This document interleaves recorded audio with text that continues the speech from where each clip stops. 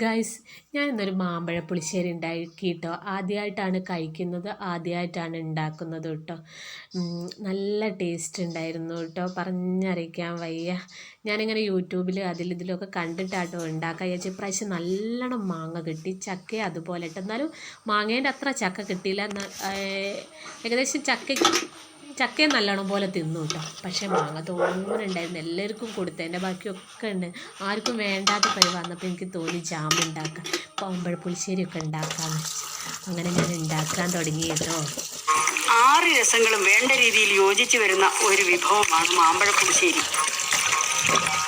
തുങ്കമാമീനച്ചൂടാൽ തൈമാവിൻ മരതക കിങ്ങിണി സൗഗന്ധിക സ്വർണമായി തീരും മുമ്പേ എന്ന് മലയാളക്കരയെ ഒരു കഥ പറഞ്ഞ് കരയിച്ച വൈലോപ്പിള്ളിയെ ഓർക്കാതെ എന്തു മാമ്പഴ പുളിശ്ശേരി.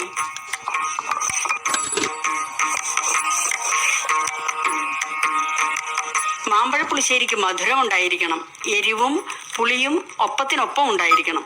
പാകത്തിന് ഉപ്പും, മേമ്പൊടിക്ക് ഉലുവയുടെ കയ്പും ചവർപ്പും, ചുരുക്കത്തിൽ 6 രസങ്ങളും വേണ്ട രീതിയിൽ യോജിച്ചു വരുന്ന ഒരു വിഭവമാണ് മാമ്പഴ പുളിശ്ശേരി.